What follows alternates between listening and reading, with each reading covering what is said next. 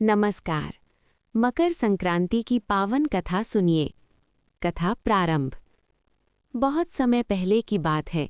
भारतवर्ष में धर्म, तप और सत्य का बहुत महत्व था। उसी समय सूर्य देव की उपासना का विशेष स्थान था।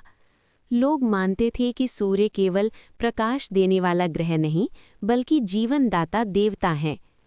एक बार देवताओं और ऋषियों ने देखा कि पृथ्वी पर अंधकार, ठंड और निराशा बढ़ती जा रही है। मनुष्य आलस्य, क्रोध और अहंकार में डूबने लगा है। तब सभी देवता ब्रह्मा जी के पास पहुँचे। देवताओं ने कहा, हे पितामह, पृथ्वी पर फिर से ऊर्जा, प्रकाश और धर्म की स्थापना कैसे होगी? ब्रह्मा जी ने मुस्कुराकर कहा, जब सूर्य अपनी दिशा बदलेगा और उत्तर की ओर बढ़ेगा, तब पृथ्वी पर फिर से शुभ समय आएगा। वही दिन मकर संक्रांति कहलाएगा। सूर्य का उत्तरायण होना। उस समय सूर्यदेव धनु राशि में थे और दक्षिण दिशा की ओर चल रहे थे, जिसे दक्षिणायन कहा जाता है। इस समय ठंड अधिक होती है, दिन छोटे और रातें लंबी होती हैं। जैसे ही सूर्यदेव मकर राशि में प्रवेश करते हैं, वे उत्तर दिशा की ओर बढ़ने लगते हैं। इसी को उत्तरायण कहा जाता है। ब्रह्मा जी ने बताया, उत्तरायण देवताओं का समय होता है। इस समय किया गया स्नान, दान और जप कई गुना फल देता है। भीष्म पितामह की कथा। मकर संक्रांति से जुड़ी एक महान कथा भीष्म पितामह की है। महाभारत के युद्ध में भीष्म पितामह शरशैया पर लेटे थे। उन्हें इच्छा मृत्यु का वरदान प्राप्त था। वे चाहते तो कभी भी देह त्याग सकते थे, लेकिन उन्होंने ऐसा नहीं किया। जब श्री कृष्ण ने पूछा, पितामह, आप अभी देह क्यों नहीं त्यागते? तब भीष्म जी बोले, भगवान, अभी दक्षिणायन चल रहा है।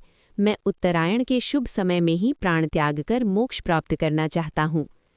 जब मकर संक्रांति का दिन आया और सूर्य उत्तरायण हुआ, तब भीष्म पितामह ने गंगा माता का स्मरण कर प्राण त्यागे और मोक्ष को प्राप्त हुए।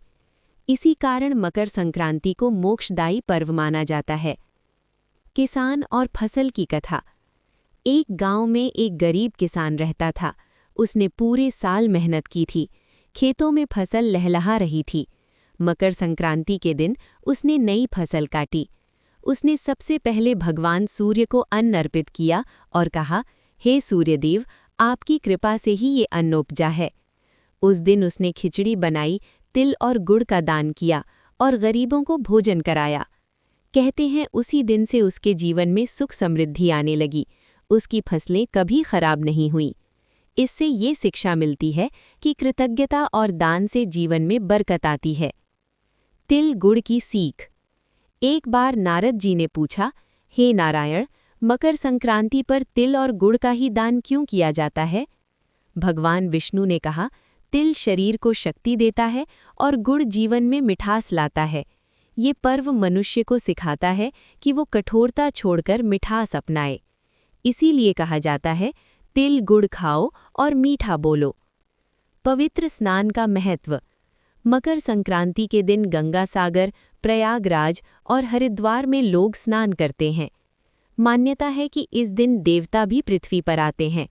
जो व्यक्ति इस दिन स्नान कर दान करता है, उसके पाप नष्ट होते हैं और जीवन में शांति आती है। कथा का संदेश। मकर संक्रांति की ये पावन कथा हमें सिखाती है, अंधकार के बाद प्रकाश निश्चित है। परिवर्तन जीवन का नियम है। दान और सेवा से पुण्य मिलता है। अहंकार छोड़कर मिठास अपनानी चाहिए। उपसंहार। मकर संक्रांति केवल एक त्योहार नहीं, बल्कि नई शुरुआत का संदेश है।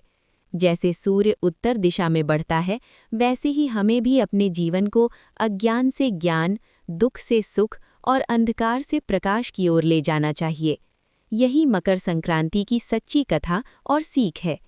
अगर आपको हमारी कथा अच्छी लगी तो लाइक करिए।